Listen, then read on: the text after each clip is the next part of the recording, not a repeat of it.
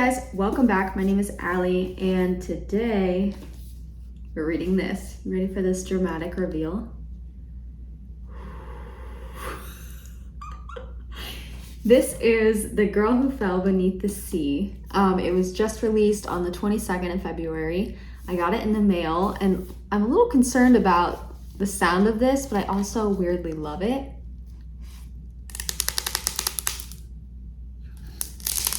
So I believe this is based off a Korean folk tale, but in this book, it's about a girl named Mina in her village. I don't know if it's in ancient times or just a total fantasy world, but they believe in the sea god, and every year they sacrifice a young girl, sketch, to the sea god to become his bride. In present day, they believe that this girl named Shin Chong, who happens to be Mina's brother's girlfriend, they think she is going to be the one to wake up the sea god. So they decide to sacrifice her, or maybe she volunteers. I'm not sure yet how they choose the girl. But Mina's brother follows Shim to the sea, and Mina realizes it and knows that if her brother interferes, he's going to be murdered. So she, Mina, sacrifices herself in a very Katniss Everdeen style. So she goes to the spirit realm, and with the help of a mysterious young man and a motley crew of demons and spirits, Mina sets out to wake the sea god and bring an end to the killer storms once and for all. But apparently a human can't last very long in this spirit realm, and there's people that don't want this sea god to wake up. So it sounds very mysterious, very like hero questy, which I am in the mood for. And it's not very long, so I'm hoping to get this done possibly today. It's Friday after work, so I have all this time in the world. Let's get started. Do you want another dramatic reveal? You ready?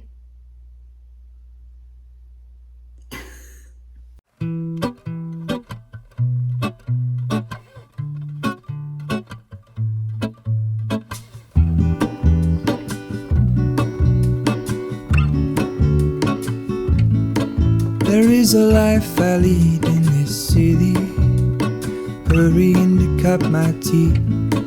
I can take what I need to get by. It doesn't make it easy.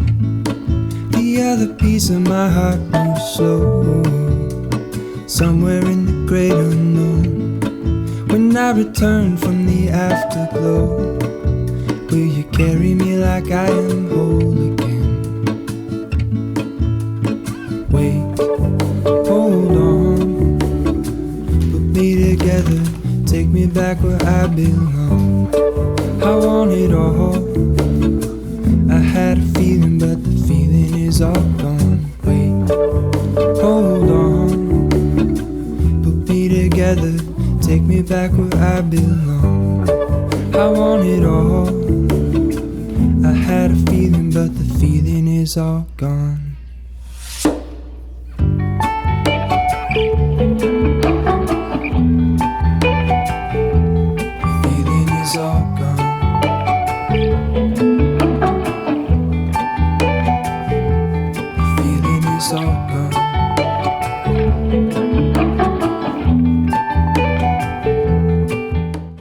It is much later now, and I am halfway through The Girl Who Fell Beneath the Sea. I'm really liking it. I'm really engaged. There are things in it that I really love. The writing, so well done. It feels very mythical. Is that a word? It feels very, I don't know, there's just something about the way it's written that makes me feel like, you know, I'm out in a field of like flowers and there's wind blowing. Oh God, I sound crazy. But it does feel like kind of like a fairy tale, and there is a lot of talk about myths and what they mean and how we learn from them and what we take from them and yada yada yada. I also really love the discussion about destiny and fate, whether you make your own. You know, how some people believe that there are gods who are pulling the strings, but that overall the decisions and choices you make are yours. And I do like some of the side characters. Most fantasy does side characters so great. They make them so lovable, and I definitely see that in here. The only thing that I am a little distracted by is that Mina had kind of a quest to wake up the sea god, and it seems within the last few chapters that she's not doing that, and there wasn't even a discussion of how are we going to do that. So I don't really know what's going on plot-wise. It feels a little like the author maybe just want to discover more of the world, which is great. I love learning more about this spirit realm, but I feel like the purpose of why, the reasons for which we're exploring here doesn't make any sense. And I think that could have been done a little better. Although Mina was just given a talking to by Mask, literally saying, weren't you trying to wake up the sea god? So I'm hoping the second half of this is a little more focused, or there's a better reason why we're kind of navigating. There is a potential love interest. I'm not even gonna say potential because it's blaringly obvious right from the beginning. And it's so funny because in the beginning, the love interest is kind of shown as an assassin kind of thief, a bad guy essentially. Okay, so we think he's a bad guy, and the first time he looks at her, I automatically underlined it in red because just instinctively as a reader, I knew like, okay, this is the love interest because of the way it's written. I do like it because I like this author and how she's writing, but I don't know actually how invested I am in this love story, apart from just Mina. Also, it is kind of like an Edward Bella situation where she's 16 years old and he is, you know, in the body of a young person, but he's like a century old.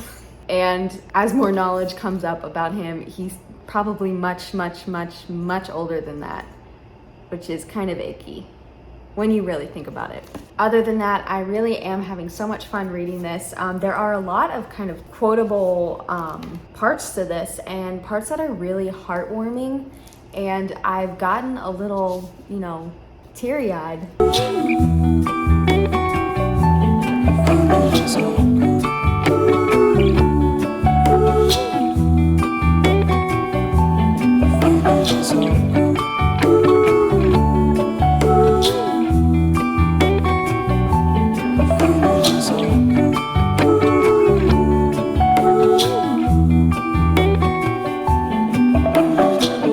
Oh snap, we just had a plot twist. Oh, I'm talking to my camera. We just had a plot twist that I was not expecting. Wow. Interesting. I'm near the end of this story and I just think that it's biting off more than it can chew. It's just all over the place. And the reality is that Mina has only been here for a few days, and yet everyone is, obviously no spoilers, but they're just like telling her, oh my gosh, you filled a hole in this place with, you know, how much you mean to everyone. And it just doesn't seem very organic, is maybe a good word.